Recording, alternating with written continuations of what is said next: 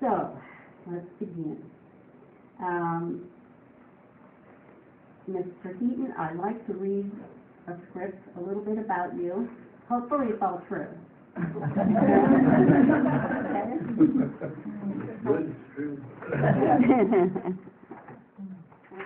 Let me find it here.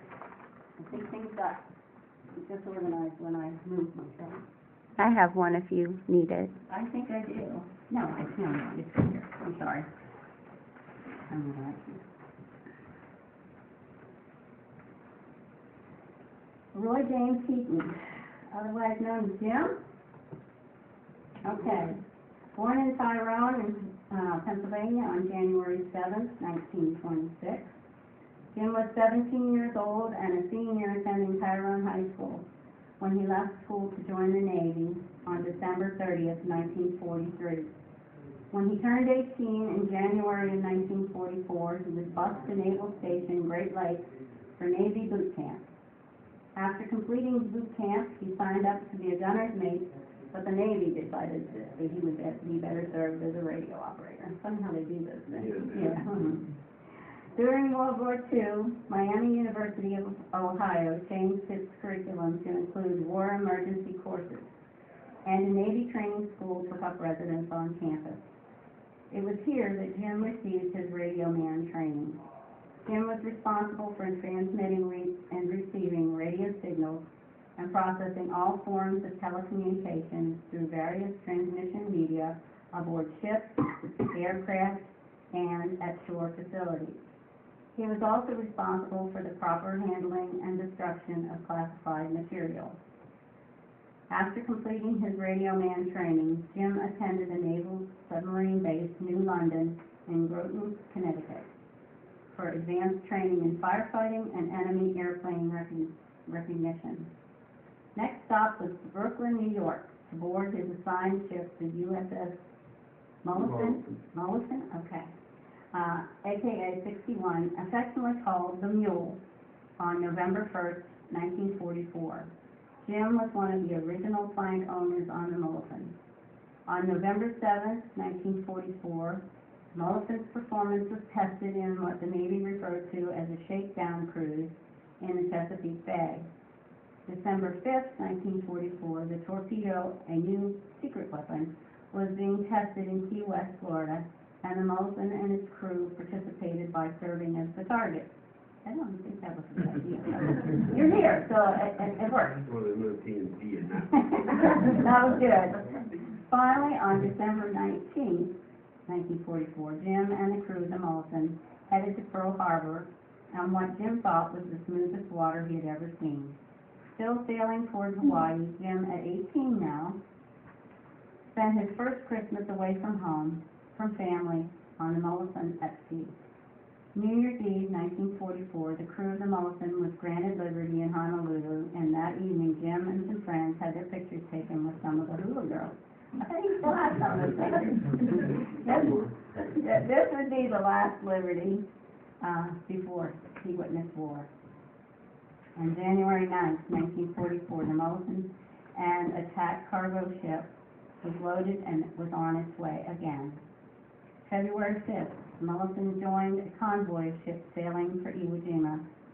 5 days into the journey, Jim and the crew arrived in Saipan at a U.S. military base where B-29 airplanes were flying in and out for days, bombing Japanese-occupied islands.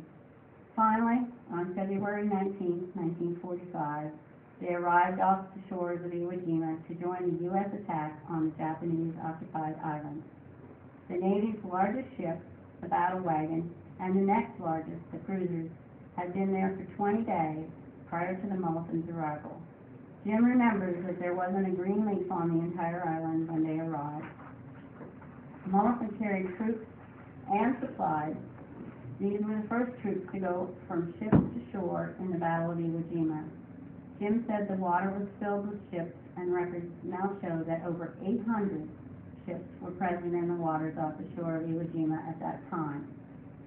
Jim was assigned to Watchtower Communications on February 22, 1945, when he witnessed some of the U.S. soldiers raising the American flag on Mount Savachi, referred to as the Hot Rock, which later became very historic photographs. A few days later, Jim noted in his diary that they were attacked for 4 straight days by Japanese aircraft, but the ship and the crew survived these attacks with minimal damage. It wasn't until March 2nd, 1945, that the Japanese surrendered on Iwo Jima. The Mulligan received wounded soldiers when the hospital ships couldn't hold any more. On April 2nd, 1945, after leaving Iwo Jima, the Mulligan took part in the attack on Okinawa by faking a landing.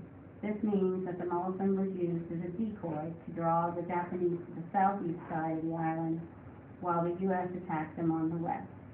This was successful, and on the 14th, the Japanese surrendered, leaving the U.S. to take Okinawa. At this point, the Mulligan set sail for Saipan on their long journey home. The Mulligan brought Jim safely back to the States, where he boarded a train in Seattle, Washington, and anxiously headed home. Jim and his wife, Dorothy, have been married for 68 years, raised 4 sons, 2 daughters, who have blessed them with 13 grandchildren, 12 great-grandchildren, and their 13th arriving in March. From his children, Dad, thank you for your part in preserving our freedom. You are our favorite veteran. At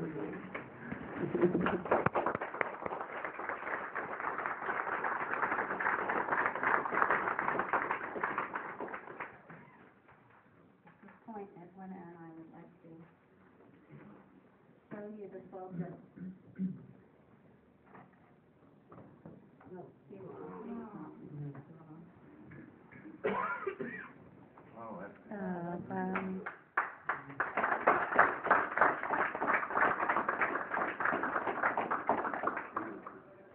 Would you like to stand? Can you stand for just 1 minute?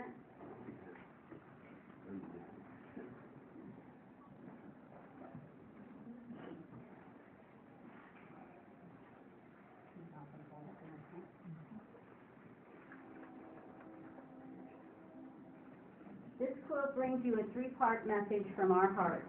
First, we honor you for your service. We honor you for leaving all you hold dear and to stand in harm's way in times of crisis, protecting us from the effects of war. Second, we know that freedom is not free. The cost of our freedom is the dedication of the lives of men and women like you. Thus, we say thank you for your service. Lastly, this quilt is made to comfort you and to remind you that you are forever in our thoughts and our hearts. On this quilt is a label which includes the names of the individuals who made the quilt and your name, so that future generations in your family will know that we are proud of what you do and what you have done for your country. We hope that you will use your quilt to provide you with that comfort and healing. I would like to read the certificate that will come with the quilt. Roy Heaton, on behalf of the Quilts of Valor Foundation, in recognition of your service and sacrifice for this nation, it is a privilege to serve honor and comfort upon you through the award of this Quilt of Valor. Though we may never know the depth of your sacrifice to protect and defend the United States of America, as a gesture of gratitude from a grateful nation, we award you this Quilt of Valor. Thank you, sir, for your service. Thank you.